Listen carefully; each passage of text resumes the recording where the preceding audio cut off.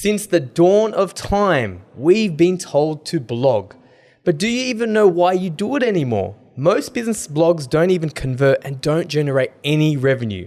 In this episode, we talk about why your content doesn't generate sales and how to reverse it. Plus, Tony and I have a lot of fun in this week's segment of Can We Fix It? Welcome to the Inbound Buzz Podcast, your weekly jolt of all things digital and inbound marketing, brought to you by redpandas.com.au. Now for your host and co-founder of Red Pandas, Moby Sadiq. Welcome to the Inbound Buzz Podcast. We need to change that intro, man. I just realized it's got Moby. It's got Moby. It hasn't got Tony in it. But anyway, how you going today, Tony? Yeah, good. How you going? Good, but not as good as you. I reckon the air was fresher for you today. Absolutely. I reckon your toast was more scrumptious. The water you drank was more, nutrient. And do you know why? I woke up with a little bit more confident. Yeah. Why is that? I got my first stripe. You got your first stripe in jiu-jitsu. Congratulations. Yeah, thank you. If I knew what the button was to do the fake applause, I would have done it. But anyway, Tony, let's get straight into our news buzz. What are we talking about first? Today's first one is Google adds Asian-owned attributes to business profiles. So in Google My Business, you can go into the options, the settings, and add in attributes. And you can label some of the things for your business like... Asian-owned business is one of the attributes that you can now add in. I don't know, Moby, because I'm a bit wary about that. So basically, to verify your Google My Business, you can add in are you Asian-owned business? Or, some of the features is the LGBTQ, friendly, or identifies as woman-owned. I don't know. Is that actually great for a business? Or... do you reckon that might cause a bit of, vulnerability? There's been a lot of, for me personally, my community, the Asian hate crimes happening. Are we going to be more targeted? This is what I'm concerned about. Is this a good idea or is this not? Yeah, it's a really good question, right? But I don't think so because, isn't it pretty obvious when you walk past the Asian store that Asians run it? It's pretty obvious. And I don't think neo-Nazis are going on Google My Business to find Asian places to... spread hate crimes and stuff. But it's a good question. But I think what it is, it's more for, because I thought about it. I'm like, what's the point of that? But this is the thing. Unfortunately, not every place is Asian friendly and LGBTQ friendly and comfortable for women, even though it should be the world we live in, right? So the way I thought about it is say you're visiting another town.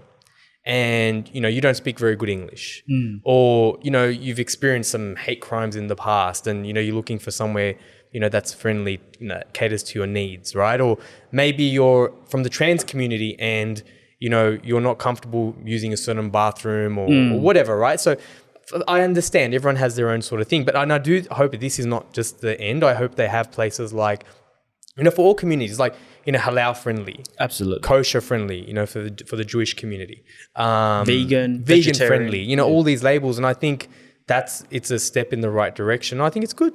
Okay, I think it does more help than harm. I hope so. So we'll see in the next few years and see what happens. Our next story is Google lets business set auto response to common questions in GMB. How would this help businesses, Mo? So this is really cool, right? So if you have ever, if you've managed a Facebook page or an Instagram page, you can have these automated chat flows. Like what time do you open? And it's we open from Monday to Friday, et cetera, et cetera. So GMB is rolling the same thing out in Google My Business in the map section where you can have 10 questions and you can load them up. So I was thinking about this. So one of our clients is in the childcare industry and they could have, and I know they use GMB quite well. They upload promotions there. They use all the features and it works really well for them.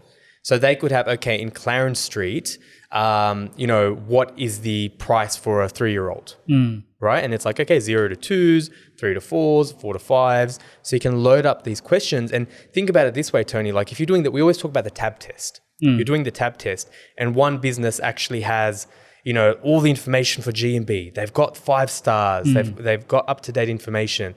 They've got 10 questions because it's always the same, how much does it cost? Where is it? Every business has the 80-20 rule. You always have the bulk of the questions are always the same. And you have a business that has those questions.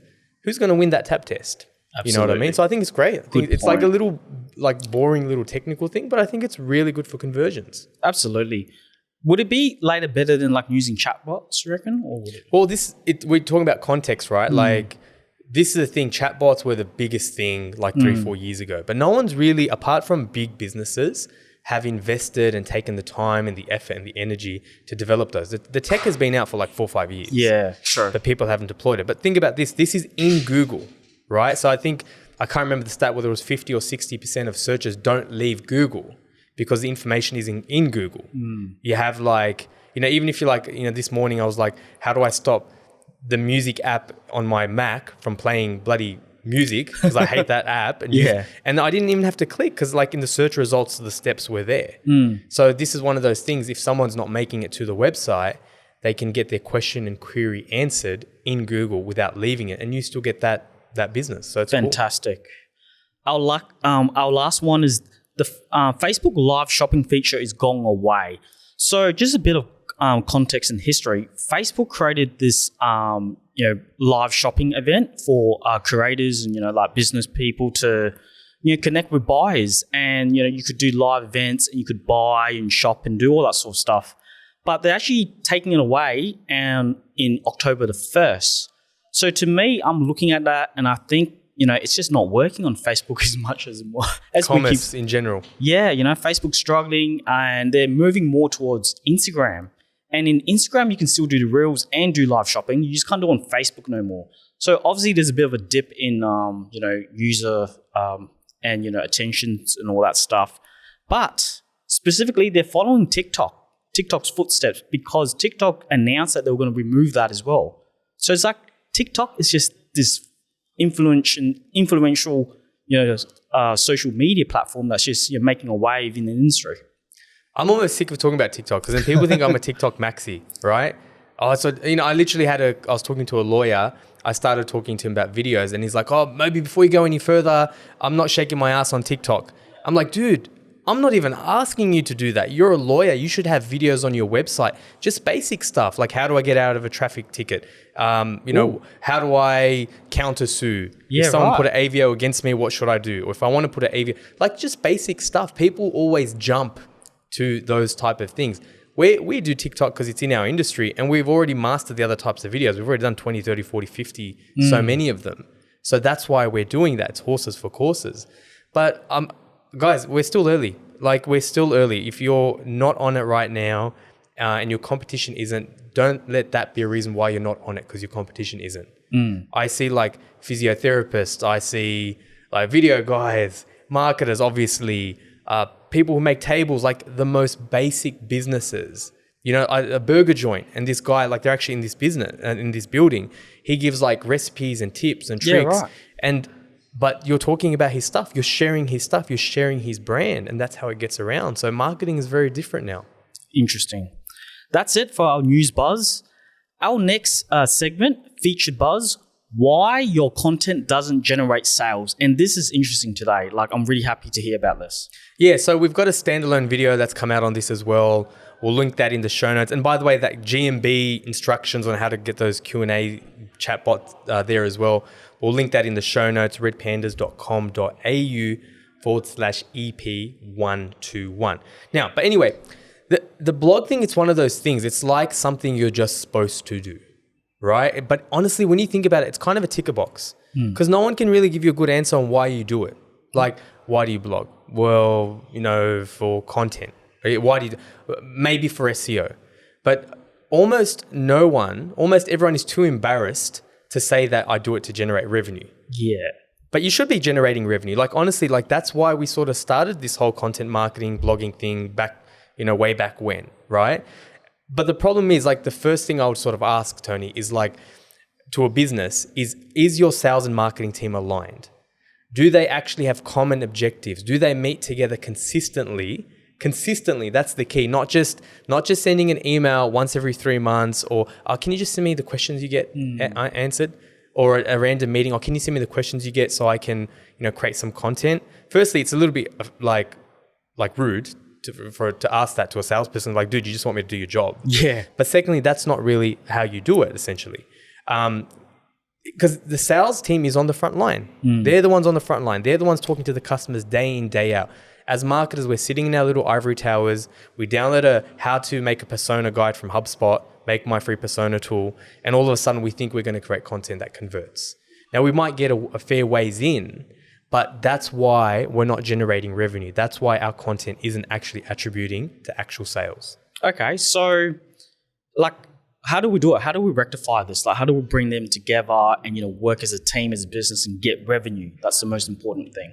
So before I was talking about, it's not just asking a question every now and again. Like any business initiative in any kind of industry, anything that you want to do, there has to be some sort of system in place. There has to be some sort of structure in place. So specifically what I'm talking about here is the idea of a revenue team. And what the revenue team is, it has key members from marketing and key members from the sales team working in that team. And the sole objective is anything and everything that generates revenue and sales. So, for example, the sales team is involved in the ideation of creating content. On the marketer side too, they don't get off scot-free. They have SLAs to bring a number of leads to the sales team. And specifically, because we hear this issue all the time, everyone has a common understanding and definition of what a lead is. It's not just someone who downloaded an ebook. This is what a lead is. This is what an MQL is. This is what an SQL is.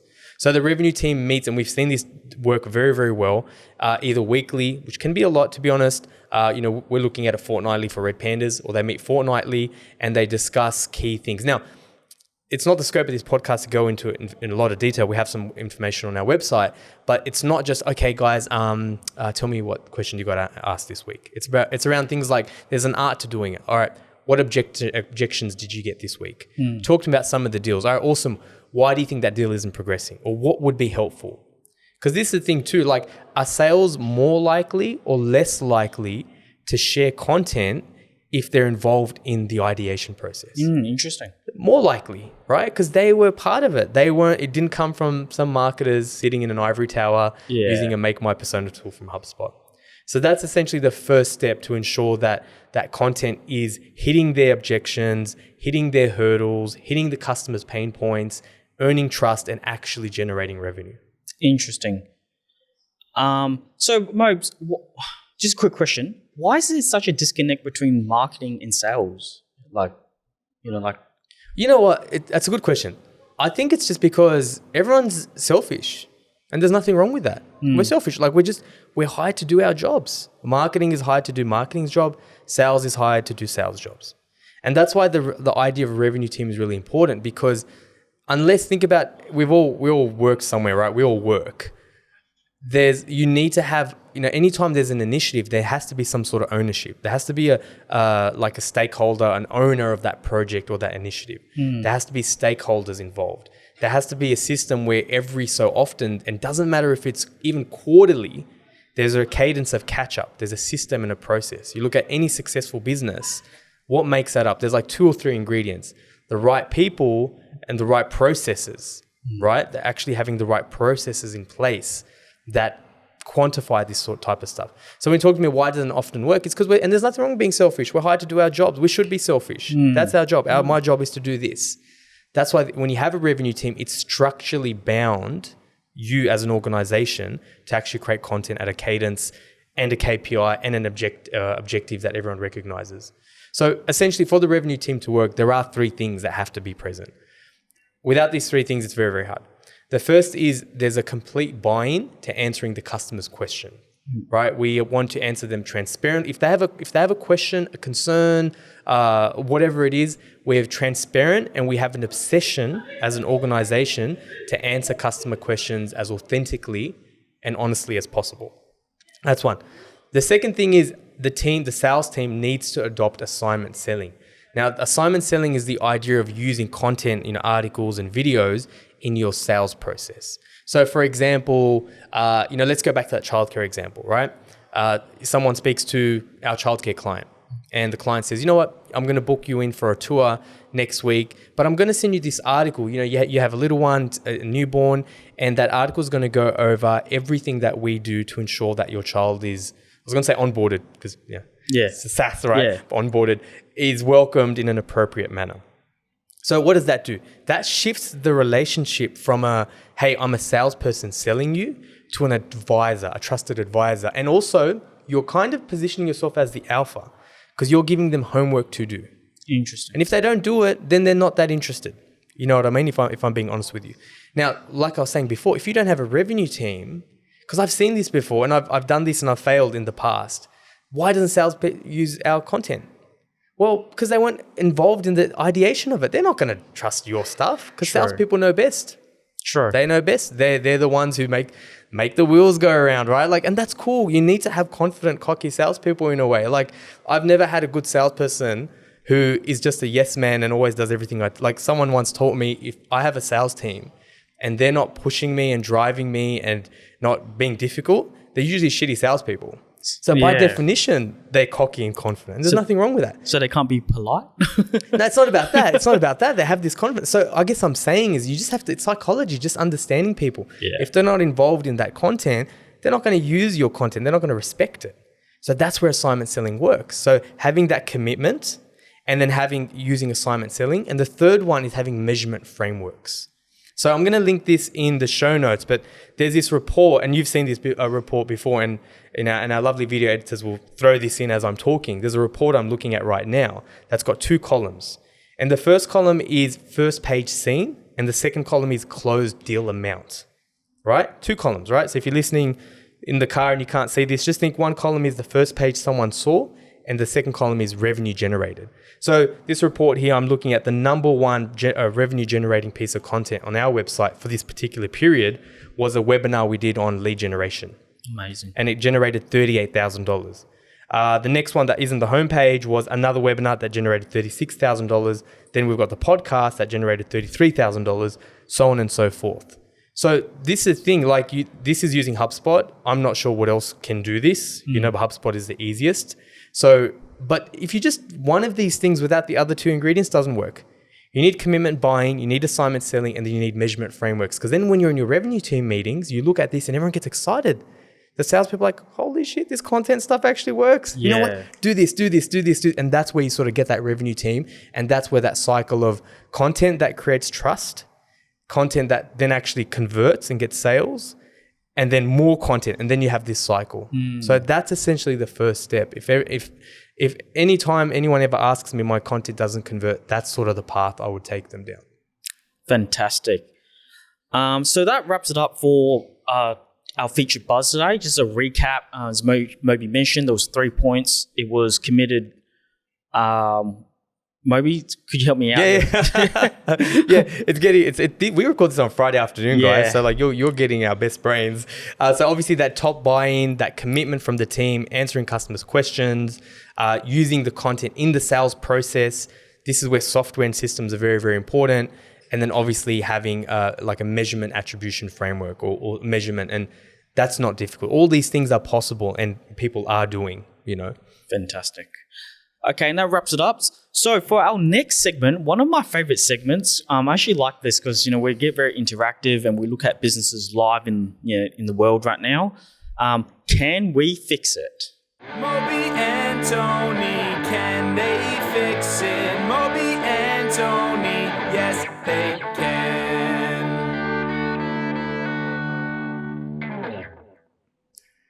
I'm laughing because me and Tony can hear it in our headphones, but our video team and our content manager can't. So he just sees us just kind of smiling like idiots, right? I want to first, before we go any further, huge shout out to our Impact friends and family, and special shout out to Mr. Alex Winter. So Alex works at Impact, and we used to use Bob the Builder. Obviously, if you know Bob the Builder, we did a parody of Bob the Builder. And the thing about Impact is they have a bunch of musos. Like every other guy plays the guitar and whatnot. So I just pinged the team. I'm like, guys, do you mind doing, and Alex came back and smashed this out for us. And this guy's like a triple threat. He looks good, he sings, and does inbound marketing. Wow. He's amazing. So shout out to those guys. Anyway, so moving on. Today, we are going to be talking about Fitness Playground. It's a very popular gym franchise in Sydney. It might actually be in other states as well. But anyway, I know they're definitely in Sydney. And now we've got a fair bit of experience in this area, actually, because anyone who knows Wimp to Warrior, we started working with them when they had 3 or 4 employees. Fast forward 2-3 years later, they've actually been bought by News Corp, had a number of series around investment. They're in like 10, 20 countries, 50 to 100 cities. It's just crazy. Like these guys have blown up, and shout out to my friend Nick, who's the CEO there. But we've got a lot of experience in this area essentially. So what we're going to talk to is some of their ads. Maybe if we get time, look at their website as well, and how we would do things a little bit differently. So what I will do is, let me get this ad up here. Okay, cool. So Tony, you can see that on your screen as well. Add one first. Add one. Yeah. So, okay. So what you guys are looking at, if you guys are looking at the video version, is a couple of ads, right? We've got this one ad of this woman jumping up, try HIIT classes. And then we've got this another video of make this your playground. I'll stop for a minute there. Initial thoughts about the ads, Tony. Look, they look very good. Great creative. They look very polished. They look very professional. They look great on for creative production standards. But what's the but? It's on. They're advertising on Facebook mode. So with Facebook ads, it's a different style. It's a different structure. We've got to approach it differently for marketing. So the thing, they look great, but the thing is, they look too polished. Like and this is the thing about Fitness Playground. I understand why Fitness Playground does this, because they have amazing gyms. And by the way, they're an amazing organization. The CEO, Justin, he's been featured in a bunch of magazines, and very innovative guy. Everything they do is polished, pristine, looks great. But their ads are too polished and pristine. Now, this doesn't work in 2022. And I would actually hazard a guess it's not working even today, because like the screenshots I'm sharing, I had saved them from a while back. They're not running right now. If it looks and smells like an ad, that's what the customer's going to think. It looks and smells like an ad. So they're just way, way too polished. Like it's just too, and it just becomes background noise. Now, these ads were great 4 or 5 years ago when no one was doing this stuff, but that's the fitness industry now. Everything's polished and high res and like techno music and fit guys and tight pants and like, you know what I mean? Like Tight pants. Yeah, that's the, eye candy, you know what I mean? Like everyone's doing that crap now. Yeah. So when everyone's doing anything, you have to move and shift. So let's talk about some of our ideas, what we would do different, Tony. Well, specifically, let's look at it for my Facebook marketing strategy. These ads are great maybe for a brand awareness maybe or traffic generation, but that's all it's going to do, right? In terms of trying to get more leads and sales, I will go for a different approach. For example, like UGC, that sort of stuff where we can get more people, like, personally recording on their phone. Or even UGC style, right, Tony? Yeah, sorry, like one thing we've been talking about, UGC is great when you can get it. But even like UGC style, which is like, it's like faux leather. Yeah. Right? It's like Tesla's vegan leather. It's like not quite, it looks like leather, but it's not. So UGC style is like faux UGC, where it's kind of like done with an iPhone and yeah, exactly. So that real authentic kind of look. Secondly, I feel like there's not many, what would you say, utility purpose. So with ads, they got to represent or indicate or present a, like a function, a benefit, something that can be relatable to the audience, And you mentioned something great, maybe about utility ads. And that's right on point. Yeah. So, I mean, by the way, I don't think I'd ever kill those polished ads at all. What we find, especially with ads in 2022, you need a lot more ads than you used to. You have to test a lot. You know this better than me. I'm stealing your lines, actually, Tony. You're our paid media guy. But you need a lot more than you used to. So I definitely would put those part of the mix. But the essentially what it is, a utility ad is something of information, something of use. So, for example, an ad that is an ad, but it's informational, why you can't stick to your gym routine, right? Or if you only have 30 minutes a day, 3 times per week, this is what you should do. Yes. Which would be great for a lazy ass like me. You got 30 minutes a day or 30 minutes for 3 times a week. This is what you should do. Some actual utility and helpful ads, would be great. So mixing that in, you might have these awareness ads, you might have these utility ads as a middle of funnel thing. Then you might have something like, F45 versus Fitness Playground. Ooh. That's versus content. That's they ask you answer content, right? You might have F45, a Fitness Playground versus working out from home, that type of thing. Yeah. So essentially mixing it up and having different ads at different stages and then remarketing. And this is where customer testimonials work great on that remarketing level and those offers. But that's just one thing too. Like as a side note, it's not something we spoke about before we caught up, but I'm just thinking now, like a lot of gyms have this free 7-day pass, you know, and you get a lot of freeloaders. So often gyms have this problem, and I know Wim to Warrior often would have this too. You'd get a lot of people who sign up, but the stickiness, right? So it's one thing to get people into the door, but keeping them there, having a sticky offer is really important. So they probably use some great gym software, right? But it's probably really shitty automation. It probably doesn't have, you know, like for example, if I signed up, you know, maybe I have like, I get an SMS or an email I get on day 2. It's like, how you trekking, how you feeling, how you going? Because then your 7 days passes, you've gone once, you were really sore, and then you never went again. Yeah. The other thing too, I would, because it's like, it's not just ads too. You might have, like in the IT or I guess the business world, there's a thing known as office hours, where you have a call and your customers just come. They should have office hours. They should actually have office hours for brand new people who join. So every week there's an office hour, maybe it's at 6 o'clock, and everyone who signed up that week jumps on office hours and they talk about their story. You know, someone might be like, yeah, I went once, but you know, I got really busy at work. And then you have someone else sort of saying, you know what, all good, you know, I got busy too, you know, like, you know, keep up at it, that type of thing. So it just kind of gets that. And it's scalable because you're not having calls with one-on-one people. You're doing this in a group setting. Yeah. So, but yeah, and that's it. Look, and apart from that, like, you know, we won't spend too much time on this. We are running short.